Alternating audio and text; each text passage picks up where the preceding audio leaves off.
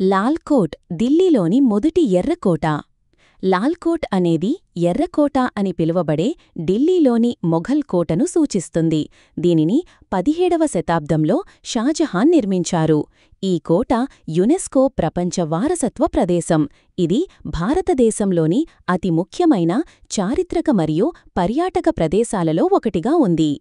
చరిత్ర 1639లో చక్రవర్తి షాజహాన్ తన రాజధానిని ఆగ్రా నుండి ఢిల్లీకి మార్చాలని నిర్ణయించుకున్నప్పుడు ఈ కోట నిర్మాణాన్ని ప్రారంభించారు.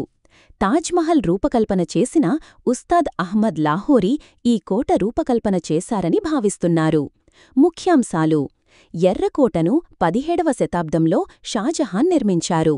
ఇది యునెస్కో ప్రపంచ వారసత్వ ప్రదేశం. ఢిల్లీలో ఇది ఒక ముఖ్యమైన పర్యాటక ఆకర్షణ. దీనికి ఢిల్లీ గేట్ మరియు లహోరీ గేట్ వంటి 2 ప్రధాన ద్వారాలు ఉన్నాయి. ఇతర వివరాలు: ఈ కోటలో పిల్లలకు అనువైన సౌకర్యాలు ఉన్నాయి. వీల్చైర్లో ప్రయాణించే వారి కోసం పార్కింగ్ మరియు యాక్సెసిబిలిటీ సౌకర్యాలు ఉన్నాయి.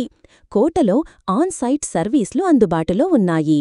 కొన్నిసార్లు 1945-46లో జరిగిన ఇండియన్ నేషనల్ ఆర్మీ విచారణలు కూడా ఎర్రకోట ట్రయల్స్ అని పిలువబడతాయి. ఈ విచారణలు బ్రిటిష్ ఇండియా కాలంలో నాజియా సలహాదారులపై జరిగాయి. ఢిల్లీ యొక్క ప్రాచీనతను 3000 సంవత్సరాల నాటిదని మరియు సింధు లోయ నాగరికత కాలం వరకు కూడా ఉందని నిరూపించడానికి ఆధారాలు ఉన్నాయి. అయితే మధ్యయుగ యుగం విషయానికి వస్తే ఢిల్లీ ఎన్సీటీలో నగరం అనే భావనలోకి వచ్చే మొదటి మధ్యయుగ స్థాపన ఢిల్లీకా అని పండితులు అంగీకరిస్తున్నారు. లాల్కోట్ 3.5 కిలోమీటర్ల వెడల్పుతో మరియు అసమాన దీర్ఘచతురస్రాకార ఆకారాన్ని కలిగి ఉంది. ఈ భారీ కోట గోడలు తుగ్లకాబాద్ గోడలతో పోల్చదగిన ఎత్తులో ఉన్నాయి. ప్రాకార గోడలు 20 నుండి 30 అడుగుల మందం కలిగి ఉన్నాయి. ఈ భారీ ప్రాకారాలు కందకం అడుగున 60 అడుగుల ఎత్తుకు పెరిగాయి. అవి నేటికి గంభీరంగా ఉన్నాయి. ఎర్రకోటను 1638లో మొఘల్ చక్రవర్తి షాజహాన్ తన రాజధానిగా నిర్మించారు. దీనిని పాత ఢిల్లీలో ఎర్ర ఇసుగరాయితో నిర్మించారు. ఈ కోట నిర్మాణానికి 10 సంవత్సరాలు పట్టింది మరియు ఇది మొఘల్ నిర్మాణ శైలికి ఒక అద్భుతమైన ఉదాహరణ. ఇది ఒకప్పుడు మొఘల్ సామ్రాజ్యానికి రాజకీయ మరియు ఆర్థిక కేంద్రంగా ఉండేది మరియు దీనిని 1947లో భారతదేశానికి స్వాతంత్ర్యం వచ్చిన తరువాత భారతదేశ ప్రధానమంత్రి జవహర్లాల్ నెహ్రూ ఎర్రకోట లాహోరీ గేటు వద్ద జాతీయ జెండాను ఎగురవేసినప్పటి నుండి ఇది దేశానికి ఒక ముఖ్యమైన ప్రతీకగా మారింది. నిర్మాణం: మొఘల్ చక్రవర్తి షాజహాన్ 1638లో ఈ కోటను నిర్మించారు. ఇది షాజహానాబాద్ అనే కొత్త రాజధానిలో భాగంగా ఉండేది. ఎర్ర ఇసుకరాయితో నిర్మించిన భారీ గోడల కారణంగా దీనికి ఎర్రకోట అని పేరు వచ్చింది. చరిత్ర: ఇది మొఘల్ సామ్రాజ్యానికి రాజకీయ మరియు ఆర్థిక కేంద్రంగా ఉండేది. 1657లో పాతకోట సలీంఘర్ ప్రక్కన ఇది నిర్మించబడింది. 1657లో షాజహాన్ అనారోగ్యానికి గురైనప్పుడు ఆయన కుమారుడు ఔరంగజేబ్ అధికారం చేపట్టడానికి దీనిని ఉపయోగించుకున్నారు. ప్రస్తుత ప్రాముఖ్యత: 1945 ఆగస్టు 15న భారతదేశానికి స్వాతంత్ర్యం వచ్చినప్పుడు మొదటి ప్రధానమంత్రి జవహర్లాల్ నెహ్రూ ఎర్రకోట లాహోరీ గేటుపై జాతీయ జెండాను ఎగురవేశారు. అప్పటి నుండి ఇది స్వాతంత్ర్య భారతదేశానికి ఒక ముఖ్యమైన ప్రతీకగా మారింది. యునెస్కో వారసత్వ ప్రదేశం. దీని అద్భుతమైన నిర్మాణం మరియు చారిత్రక ప్రాముఖ్యత కారణంగా ఎర్రకోటను యునెస్కో ప్రపంచ వారసత్వ ప్రదేశంగా గుర్తించింది. దీని నిర్మాణ శైలి ఇండో-ఇస్లామిక్ మరియు మొఘల్. భారత ఉపఖండమంతటా తరువాతి భవనాలకు ఎర్రకోట ఒక ప్రేరణగా నిలిచింది. ఈ స్మారక చిహ్నం యొక్క వైశాల్యం 254.67 ఎకరాలు మరియు ఇది 2.41 కిలోమీటర్ల పొడవైన రక్షణ గోడలతో రక్షించబడింది. టర్రెట్లు మరియు బురుజులు 59 నుండి 108 అడుగుల వరకు ఉంటాయి. ఎర్రకోట భారతదేశంలోని అత్యంత ముఖ్యమైన చారిత్రక కట్టడాలలో ఒకటి. ఒకప్పుడు ఇది మొఘల్ చక్రవర్తుల ప్రధాన నివాసం. మొఘల్ రాజవంశం రాజధాని ఆగ్రా నుండి ఢిల్లీకి మారినప్పుడు షాజహాన్ ఈ కోట నిర్మాణాన్ని ప్రారంభించాడు. నిర్మాణం 1639 మే 12న ప్రారంభమైంది. ఈ కోటను ప్రసిద్ధ వాస్తుశిల్పి ఉస్తాద్ అహ్మద్ లాహోరీ తాజ్ మహల్ నిర్మించాడు. ఇది పాత ఢిల్లీలో ఉంది. కోట ఎత్తు 59 నుండి 108 అడుగులు 18 నుండి 33 మీటర్లు. ఈ కోట భారతదేశంలోని అనేక మంది పాలకుల యాజమాన్యంలో ఉంది. అది మొఘల్ సామ్రాజ్యం, మరాఠా సామ్రాజ్యం, బ్రిటిష్ ఇండియా మరియు భారత ప్రభుత్వం. ముంతాజ్ మరణంతో షాజహాన్కు ఆగ్రా కోటపై విరక్తి కలిగి 1628వ సంవత్సరం ఫిబ్రవరి నెలలో ఒక రోజున ఆగ్రాలోని తన సింహాసనం మీద ఆలోచిస్తూ కూర్చున్న షాజహాన్ ఆగ్రా కోట చాలా చిన్నగా ఉందని భావించారు. ఆగ్రా, లాహోర్ కోటలకన్నా పెద్ద కోటను దిల్లీలోని యమునా తీరంలో నిర్మించాలని ఆయన నిర్ణయించారని తన పుస్తకం సిటీ ఆఫ్ మై హార్ట్లో రాణా సాఫ్వీ పేర్కొన్నారు. తన ప్రియసఖి ముంతాజ్ మరణించిన తరువాత షాజహాన్కు ఆగ్రా కోట మీద విరక్తి కలిగిందని కొందరంటారు. హిందూ ఆచారులు, ముస్లిం హకీంల సలహా మేరకు ఫిరోజ్ షా కోట, సలీంగఢ్ మధ్య ప్రాంతాన్ని కోట నిర్మాణ ప్రాంతంగా ఎంపిక చేశారు అని షాజహాన్ ఆత్మకథ పాదుషా నామాను ఉటంకిస్తూ సాఫ్వీ రాశారు. ఎర్రకోట నిర్మాణానికి 1639 ఏప్రిల్ 29న షాజహాన్ ఆదేశాలు జారీ చేశారు. అదే సంవత్సరం మే 12న కోటకు శంకుస్థాపన జరిగింది.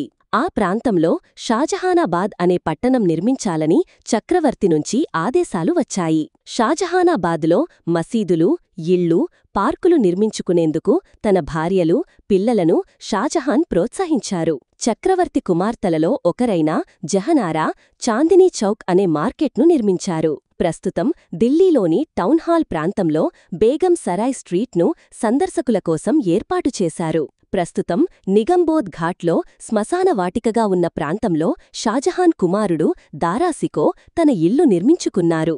జూన్ 15, 1648లో ఖిలా-ఈ ముబారక్గా పిలిచే కోటలోకి షాజహాన్ చక్రవర్తి ప్రవేశించారు. ఫతేహ్పూర్ సిక్రీలో ఉన్న ఎర్రరాతిని నదీ మార్గం గుండా కోట ప్రాంతానికి తరలించి నిర్మించారు. ఎరుపు రంగు రాతితో కట్టింది కాబట్టే దానికి ఎర్రకోట అని పేరు వచ్చింది. తాజ్మహల్ను డిజైన్ చేసిన అహ్మద్ లాహోరీ ఎర్రకోట డిజైన్లో కూడా పాలుపంచుకున్నారు. ఇస్లామిక్, మొఘల్, ఫార్సీ, హిందూ సంస్కృతుల సమ్మేళనం ఈ నిర్మాణంలో స్పష్టంగా కనిపిస్తుంది. ఈ కోటను స్ఫూర్తిగా తీసుకుని రాజస్థాన్, ఆగ్రా, ఢిల్లీలలో ఇలాంటి కోటలు మరికొన్ని వెలిశాయి. కోటలోని దివాన్-ఇ-ఆమ్లో చక్రవర్తి సామాన్యుల సమస్యలు వింటారు. దివాన్-ఇ-ఖాస్లో మంత్రులు, సామంతరాజులతో చక్రవర్తి సమావేశమవుతారు. దారాసికో షాజహాన్ పెద్ద కొడుకు. ఆయనంటే షాజహాన్కు వల్లమాలిన ప్రేమ.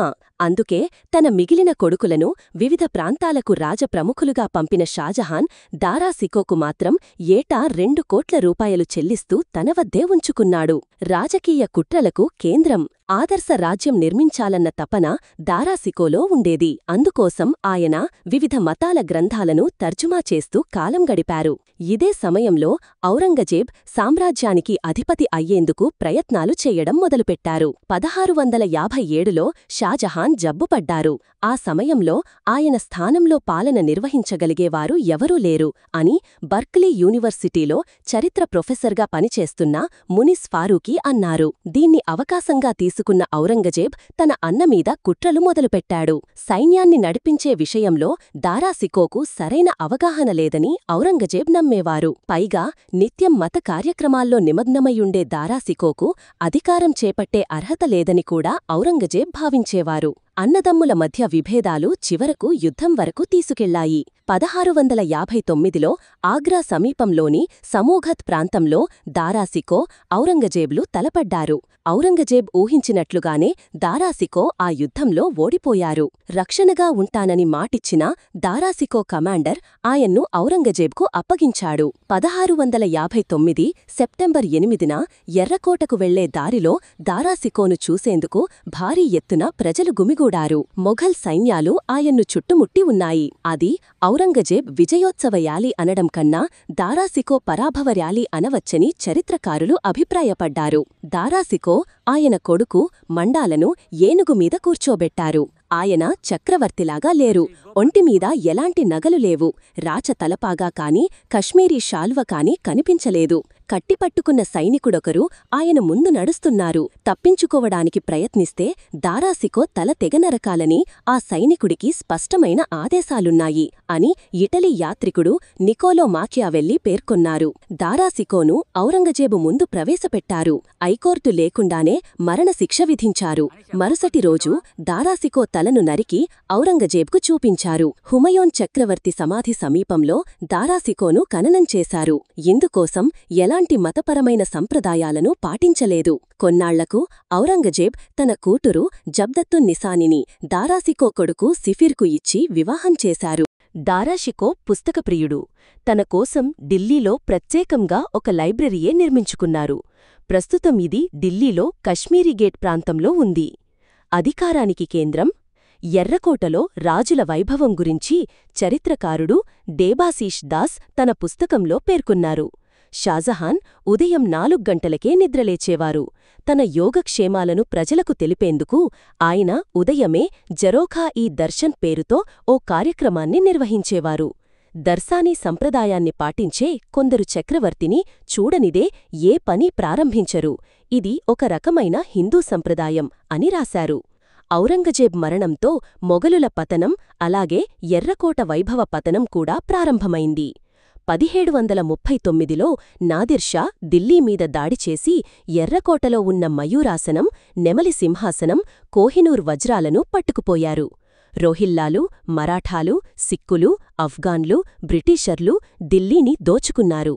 1748లో అఫ్ఘాన్కు చెందిన షా అబ్దాలీతో జరిగిన యుద్ధంలో మొఘల్ పాలకుడు సర్ హింద్ మహమ్మద్ షా రంగీలా మరణించారు. మహమ్మద్ షా మరణం తరువాత అహమ్మద్ షా మొఘలు రాజ్యానికి రాజయ్యాడు. కాని ఆయన తన తల్లి స్నేహితుడైన జావేద్ ఖాన్ చేతిలో కీలుబొమ్మ. అప్పటి అవధ్ పాలకుడైన సఫ్దర్జంగ్ జావేద్ ఖాన్ను చంపేశారు. ఈ సమయంలో మరాఠాలు ఉత్తర భారతదేశపు రాజ్యాల మీద దాడులు చేస్తున్నారు. సఫ్దర్జంగ్ రాజ్యమైన అవధ్ మీద కూడా మరాఠాల దాడులు మొదలయ్యాయి. మరాఠాలతో పోరాడలేమని నిర్ణయానికి వచ్చిన సఫ్దర్జంగ్ మొఘలులకు మరాఠాలకు మధ్య ఒక ఒప్పందాన్ని కుదుర్చారు. దీని ప్రకారం మరాఠాలు అఫ్ఘాన్ రాజు అబ్దాలీ మీద దాడి చేసేందుకు అంగీకరించగా అందుకు ప్రతిగా 50 లక్షల రూపాయలు, నాగపూర్, మధురల నుంచి ఫౌజ్దారీ, పంజాబ్, సింధల మీద చౌత్, అజ్మీర్, ఆగ్రాల మీద సుబేబారి చెల్లించేందుకు ఒప్పందం కుదిరింది. మరోవైపు మొఘలు అంతర్గత విభేదాలు కూడా తారాస్థాయికి చేరాయి. అయితే మరాఠాలు వీటిమీద ఆసక్తి చూపించలేదు. ఒప్పందం ప్రకారం ఢిల్లీ మీద వారు దాడులు చెయ్యలేదు. 1757 జనవరిలో అబ్దాలీ మొఘలుల మీద విజయం సాధించి ఢిల్లీని ఆక్రమించుకున్నారు. అలంగీర్ కుమార్తెను తన కొడుకు తైమూరికిచ్చి పెళ్లి చేసిన అబ్దాలీ తాను కూడా 2 మొఘల్ రాణులను వివాహం చేసుకున్నారు.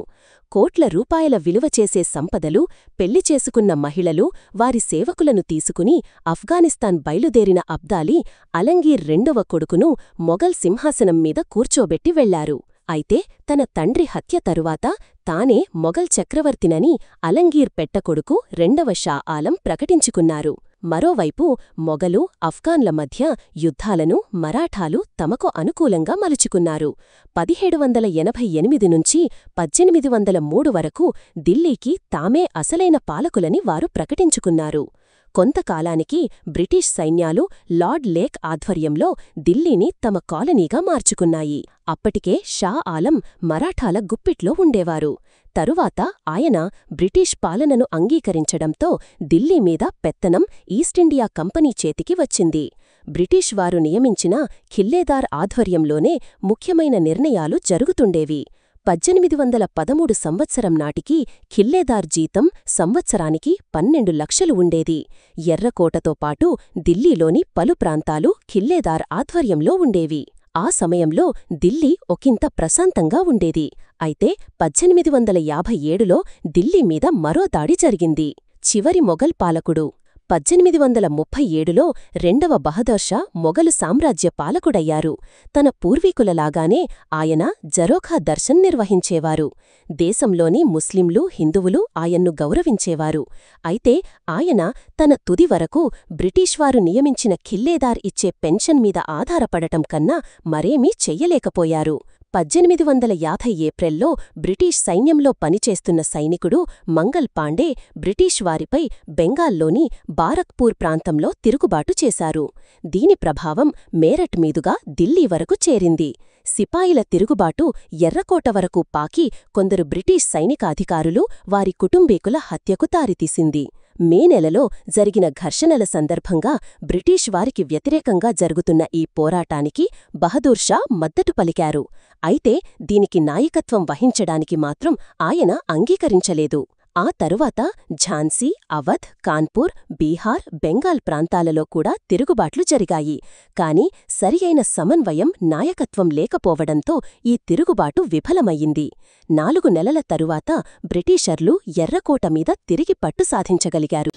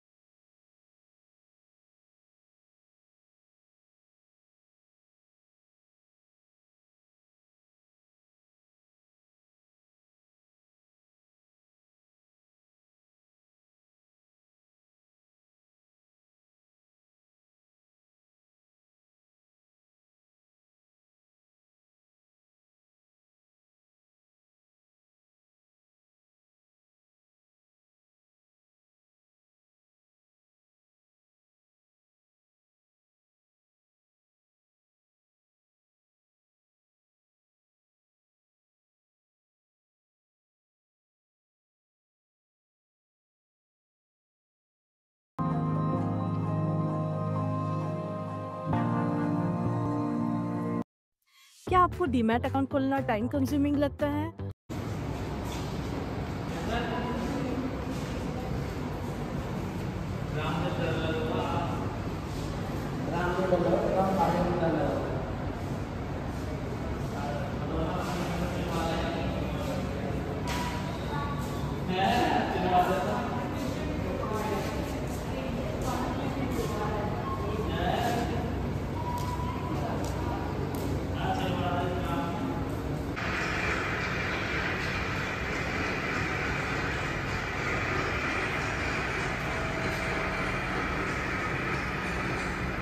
ఇక్కడ ఈ రెడ్ ఫోర్ట్ మ్యూజియంలో మనకి అప్పట్లో ఆ సోల్జర్స్ వాళ్ళ పేరెంట్స్కి వాళ్ళ ఫ్యామిలీస్కి రాసిన లెటర్స్ అనేవి డిస్ప్లే చేశారు.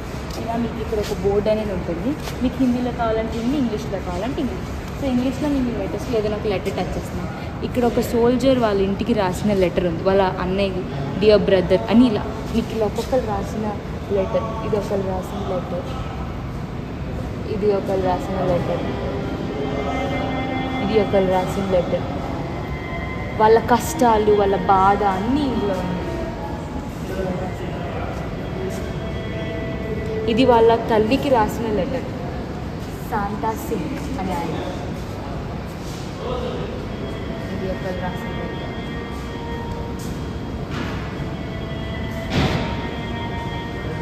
Fighting is very severe. యుద్ధం చాలా కష్టంగా ఉంది.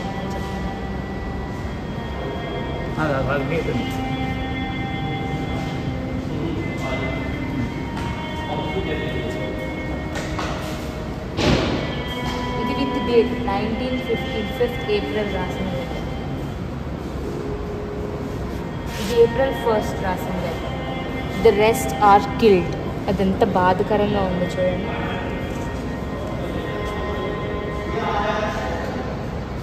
సో ఇలా లెటర్స్ అనేవి డిస్ప్లే అవుతాయి. మీరు ఇక్కడికి వచ్చి తప్పకుండా వాళ్ళ యొక్క బాధను తెలుసుకోండి.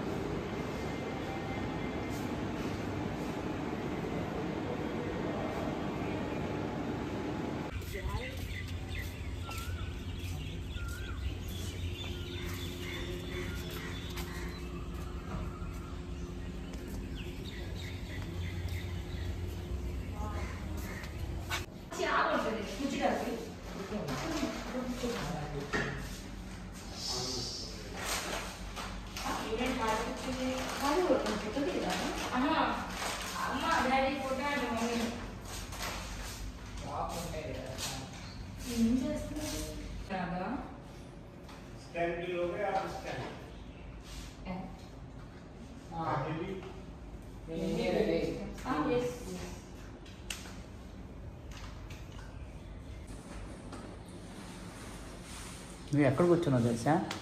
Women empowerment. కన్కోర్ మహారాజా అది తాళాలు తీసాం 5 గదులు ఇంకో గది తీయాలంటారు.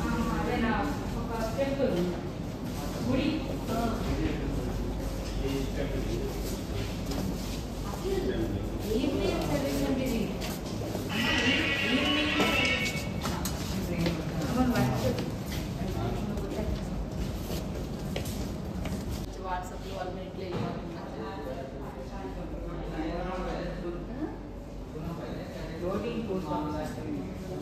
ఇక్కడ ఈ కళలో బాగా ప్రసిద్ధం. అది air post office, land post office, ఇది ఫ్లోటింగ్ పోస్ట్ ఆఫీస్.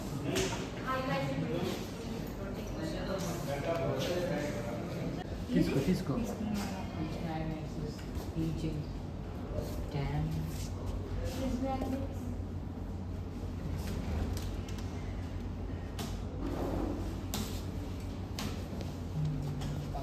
पाँच तरह की है 50 rupees.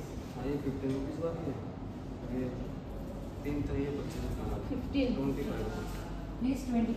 Yes. This 15.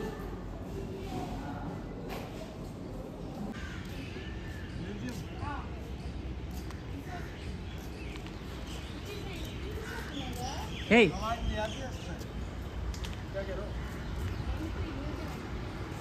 టికెట్ చూపించు ఇప్పుడే నేతాజీ సుభాష్ చంద్రబోస్ టోపీ రాలేదురా మట్టి మట్టి పోయింది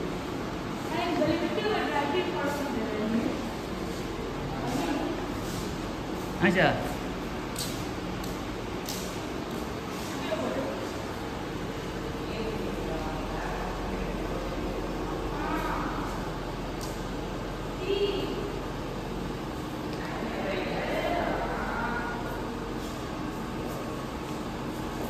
मेजर कैप्टन अनिशा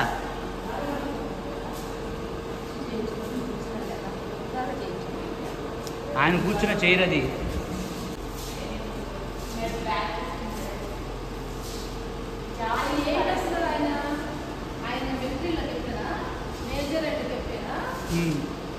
తర్వాత ఇండిపెండెన్స్ కి కూడా మనకి సహకరించడానికి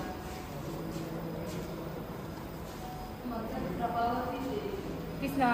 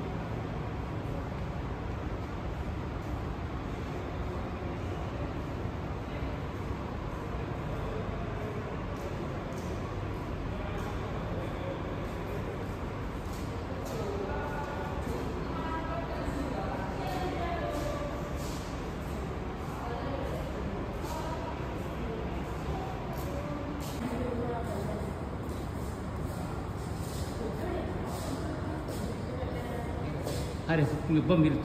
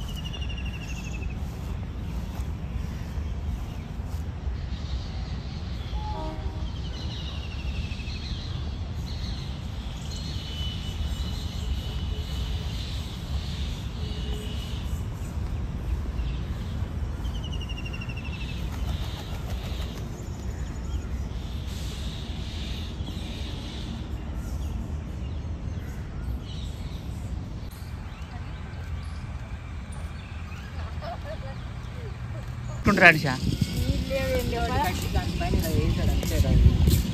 అరే ఇది ఇంకో జల్ మహల్ లా కట్టారు యాక్చువల్లీ పూఫ్ లా తీసుకున్నట్టున్నారు చూడు కింద నీళ్ళు జల్ మహల్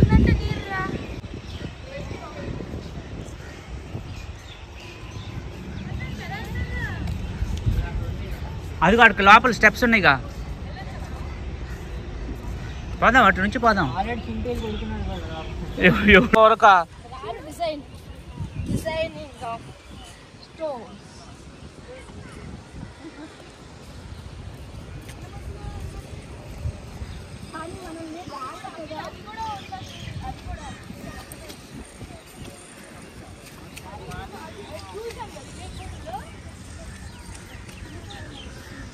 రాళ్ళ మీద ఒక సర్కిల్ చెక్కాలంటే మన పని అయిపోద్ది. డిజైన్ చెక్కేస్తున్నారు అంటే ఇక్కడ ఏమైందంటే అనుకున్నా ఏది లేదుగా అదిగో అదిగో అదిగో ఆ మెట్ల మీద దూకుదాం పదా అనీషా జలాలు ఇలానే పడవ మీద వెళ్ళి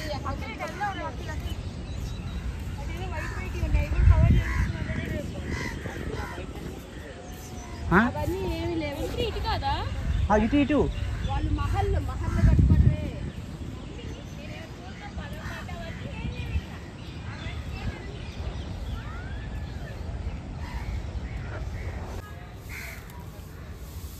ఎక్కు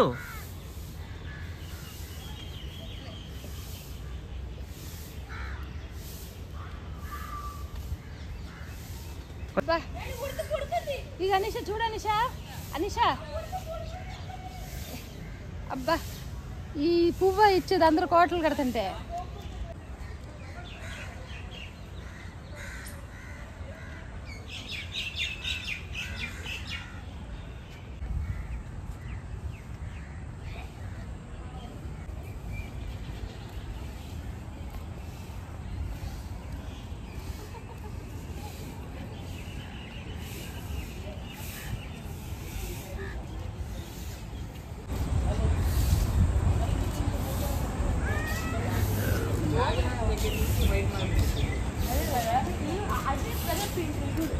అదే పువ్వు అదే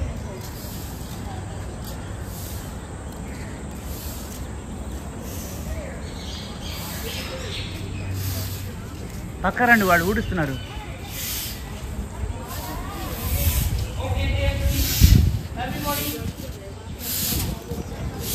అని సాగు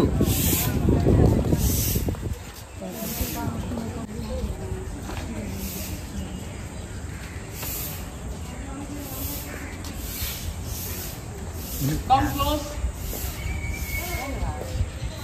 So that was hall of public audience. This is hall of private audience. This area no accessible to the common man. And this place again the carpets on the floor, beautiful carpets, and you can see the iron rings. Curtains were, tapestry. Curtains were hung over there, and that is the dais where the king used to sit, and he was having a peacock throne. It took 7 years for the king to make that throne. That was inlaid with emerald, gold, diamond, ruby, and one of the most precious diamonds which was inlaid is Kohinoor diamond that is now lying with the British crown jewel. That was one time value half of wealth of India. One invader from Iran came, 1739. He plundered the cities of Delhi. He destroyed everything. He came inside the fort, stayed 1 month in the fort, enjoyed all the luxury of the fort, and going back, loaded everything on the horseback, looted all the wealth of it. So the throne was taken by invader from Iran, and the diamond is now with the British crown jewel flying at Tower of London. So that's all the wealth of India, and this was the pearl mosque, private mosque of the king, and that is the hammam, Turkish bath, with the hot and cold water. That time we were given the facility to the houses of the court. They used to lift the water with the Persian beach. The water was taken from the river, then water was taken down to the gravity, and it was flowing to the whole palace. That was called Paradise Grave. So this is the place where the king used to have meeting appointment with his noble minister.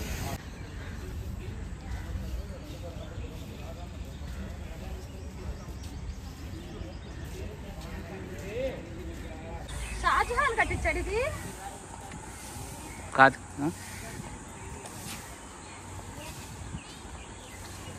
అయ్యో కింద నుంచి లోపలికి వెళ్ళొచ్చు నిషా.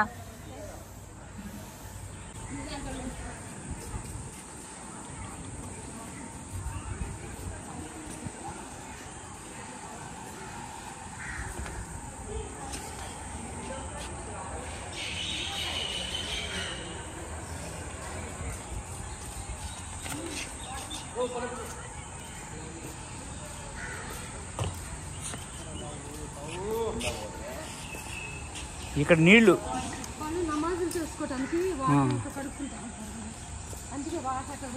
ఇది ఇక్కడ చూడండి, ఇటు ఇది మెయిన్.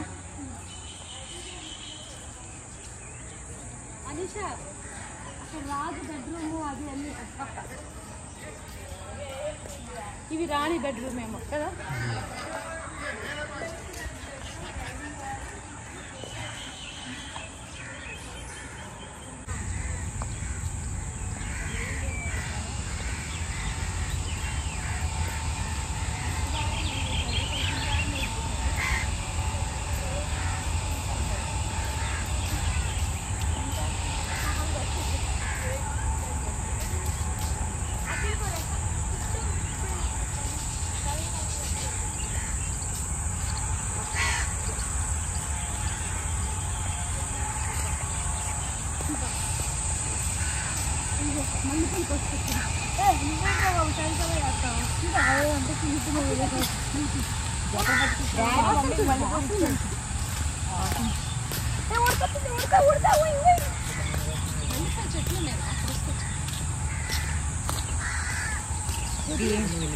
మ్యూజియం అవి చూసుకుని వెళ్ళిపోవాలి.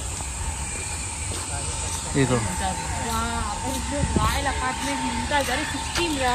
After Shahjahan's death, after Beloved Queen Mumtaz. it was a part of Mumtaz. Chota Rang Mahal. And Palace. Palace. The southern end of the Queen Mumtaz first కాకులే ఉన్నాయి. ఒకప్పుడు వాళ్ళు ఒక ఎలుగు ఎలిగారు ఇక్కడ. మరి బ్యాగ్ వేసుకొచ్చి ఈ పక్షుల మధ్య ఇంకా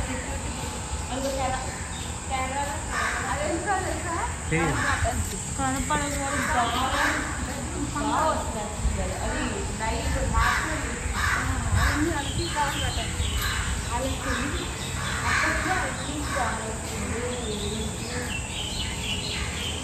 అందుకని వెనక పక్క హైట్గా ఉంటుంది కదా గాలికి. ఎక్కడికి వెళ్ళాలి మనం?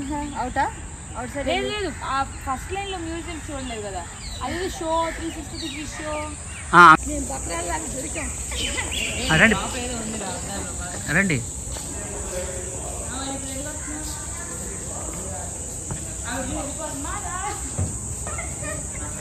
డాడీ వీడియోలో తీసుకుంటాడు.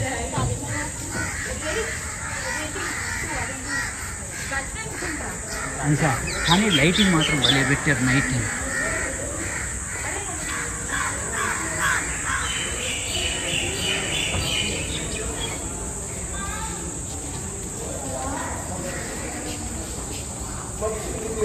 అంతా అంతా గోప్రతి అనిషా అంతా గోప్రతి.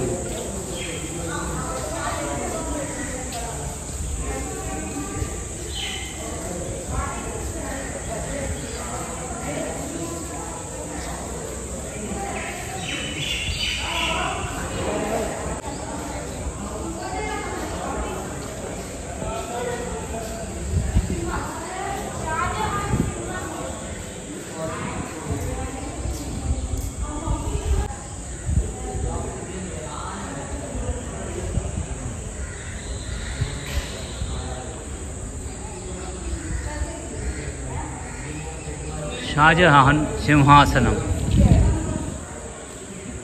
షాజహాన్ సింహాసనం సింహం.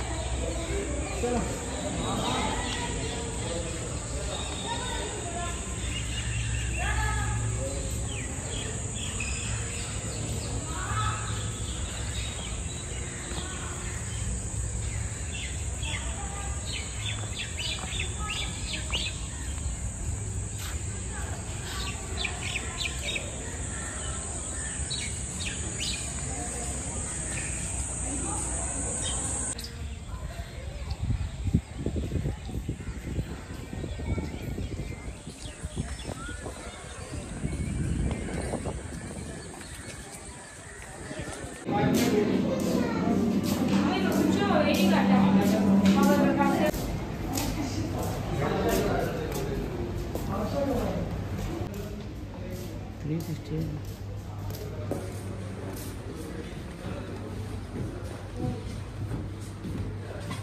పర్వాలేదా?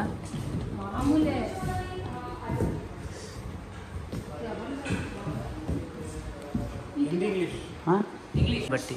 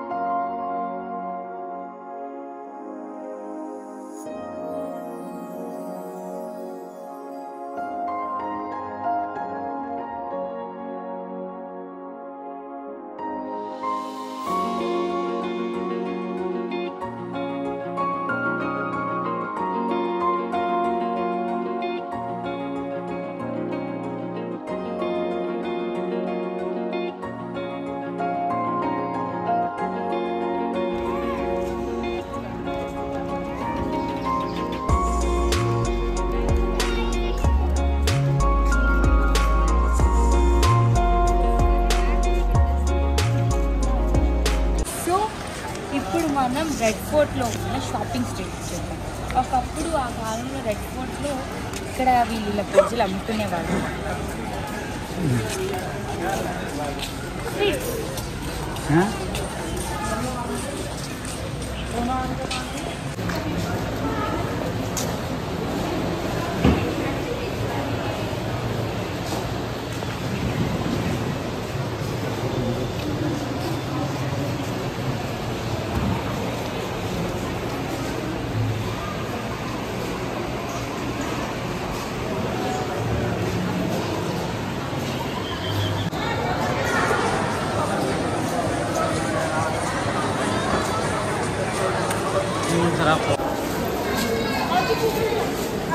ఇక్కడే ఆగాలి మనం.